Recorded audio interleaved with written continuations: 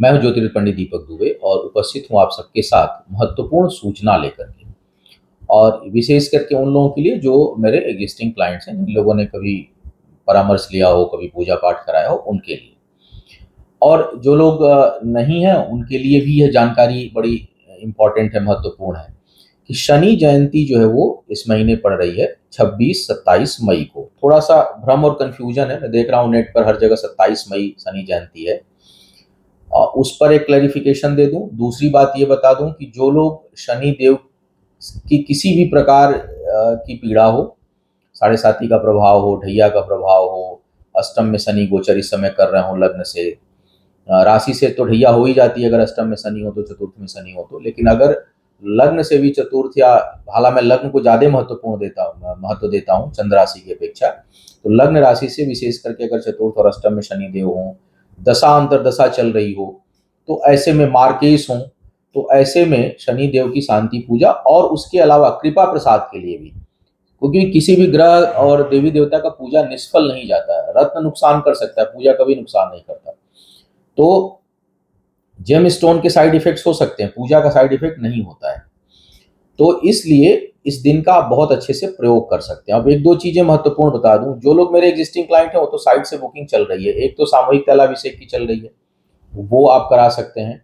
शनि देव के लिए अनुष्ठान करवा सकते हैं। बड़े अनुष्ठान की भी इस बार व्यवस्था की जा रही है, क्योंकि जो 8 दिवसीय अनुष्ठान होता है तो उसमें मंत्र जप लगभग 1,02,000 के आसपास हो जाता है, दशांश वगैरह लेकर के। लेकिन इस बार हमने व्यवस्था ये की है कि चूंकि यह सोमवार और मंगलवार में पड़ रहा है, सोमवार की शाम मंगलवार की सुबह, कि जिनके 1,02,000 मंत्रों का भी जप होगा, यानी जो 8 दिन में हम लोग पूरा करते हैं शनिवार से शनिवार, वो इस बार शनिवार को बैठा करके सुबह और मंगलवार की सुबह उसका हवन और समापन कराने की व्यवस्था इस बार आश्रम पे की जा रही है। तो जो लोग पूर्ण वैदिक शांति शनिदेव की कराना चाहते हैं, एक दिन की, ढैया की, साढ़े साती की, या सामूहिक तैलाभिषेक, इसके अलावा एक महत्वपूर्ण चीज और टकरा रहा है। इस बार जो शनि देव की जयंती पड़ रही है वो पड़ रही है सोमवार को। तो जिनकी कुंडली में विश्व कुंभ दोष हो, यानी शनि चंद्रमा एक साथ हो, या चंद्रमा के नक्षत्र में शनि बैठे हो, या शनि के नक्षत्र में चंद्रमा बैठे हो, या दोनों एक ही बैठ गया हो नक्षत्र में, यानी चंद्रमा या शनि के, तो ऐसे कंडीशन में विषकुंभ दोष बनता है, जो स्वास्थ्य और धन के लिए ठीक नहीं होता। तो विषकुंभ दोष के लिए भी यह दिन बड़ा उपयोगी हो रहा है। अब महत्वपूर्ण चीजें बता दूं आपको कि यह 26-27 मैं इसलिए कह रहा हूं क्योंकि हमारे जो पंचांगों के हिसाब से और सामान्य जो प्रक्रिया है उसमें उदया तिथि का मान लिया जाता है उस दिन कार्य करने को। लेकिन एक स्थिति और आती है कि हम किस ग्रह की पूजा कर रहे हैं या किस चीज से संबंधित हमको अनुष्ठान करना है, और उसका दिन मान जो है वो अधिक समय तक किस दिन पड़ रहा है, यानी वो तिथि अधिक समय सूर्योदय से सूर्यास्त के बीच में किस दिन अधिक पड़ रही है। तो उस हिसाब से अगर मैं देखूं तो 26 तारीख को सायंकाल अमावस्या है, यानी दोपहर बाद दिल्ली के समय अनुसार 26 तारीख को 12:11 से, यानी दोपहर में 12, सवा 12 से ही अमावस्या तिथि प्रारंभ हो जा रही है 26 तारीख को। फिर पूरे दोपहर, शाम, पूरी रात, और अगले दिन 27 को लगभग 8:30 सुबह अमावस्या तिथि समाप्त हो जा रही है। ऐसे में जो लोग शनि देव की शांति पूजा कराना चाहते हैं सायंकाल, क्योंकि शनि देव की पूजा जो है गोधूली बेला में होती है, या सूर्यास्त जब हो जाता है तब, सूर्योदय में नहीं किया जाता। तो जब वगैरह लंबा होता है तो सुबह बैठ जाता है, लेकिन हम लोग प्रयास करते हैं कि जो हवन यज्ञ हो या तैलाभिषेक हो वो सूर्यास्त के बाद हो। तो ये आश्रम पे प्रयास रहता है, प्रयास नहीं किया ही जाता है।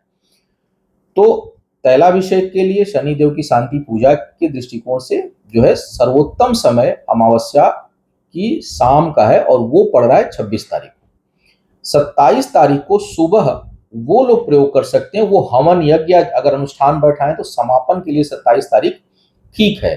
साथ ही साथ कई लोग अमावस्या को स्नान दान करते हैं, सुबह जाकर के तीर्थ स्थल पे स्नान करना। पूर्णिमा और अमावस्या का स्नान आप लोग जानते ही हैं कि बहुत पवित्र माना जाता है। तीर्थ स्थलों पर स्नान करना, दान करना, पितरों के निमित्त दान करना, अमावस्या को तो विशेष करके अमावस्या पितरों के लिए समर्पित है। तो अगर कोई पितरों के लिए जो है श्राद्ध कर्म करना चाह रहा है तो वो 26 को 12 बजे के बाद करे, क्योंकि 27 को अमावस्या मिलेगी नहीं दोपहर में। और अगर सुबह प्रातः काल स्नान दान करना हो या आप 26 को अनुष्ठान बैठाए हों, तो उसके समापन और हवन के लिए 27 तारीख यूजफुल है।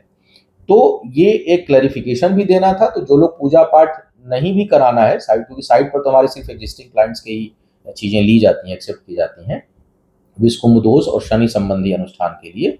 लेकिन जो लोग वैसे भी शनि संबंधी दान पुण्य पूजा तैलाभिषेक जाके मंदिर पे दर्शन करके करना चाह रहे हैं, वो 26 की सायंकाल करें या 27 को सुबह करना चाहते हैं। वैसे शनिदेव की पुनः स्पष्ट कर दो, सूर्यास्त के बाद ही पूजा जो है वो अच्छी मानी जाती है, की जाती है।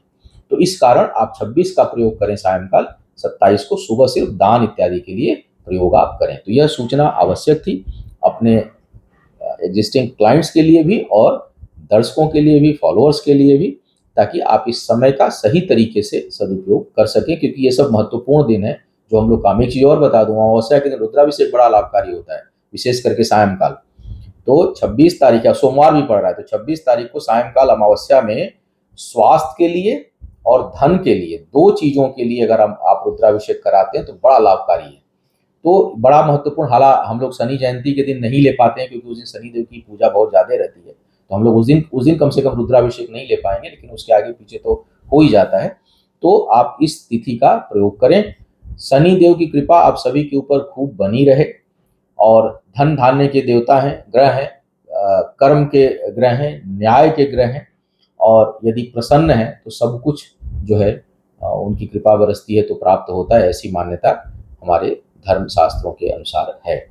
तो आपके ऊपर भगवान शनि की कृपा हो और भगवान शिव की कृपा बरसे, आपका आयु आरोग्य स्वास्थ्य हमेशा बेहतर रहे। इन्हीं शुभकामनाओं के साथ आपसे विदा लूंगा। पुनः मुलाकात होगी किसी नए विषय पर, तब तक के लिए मुझे आज्ञा दीजिए। ओम नमः।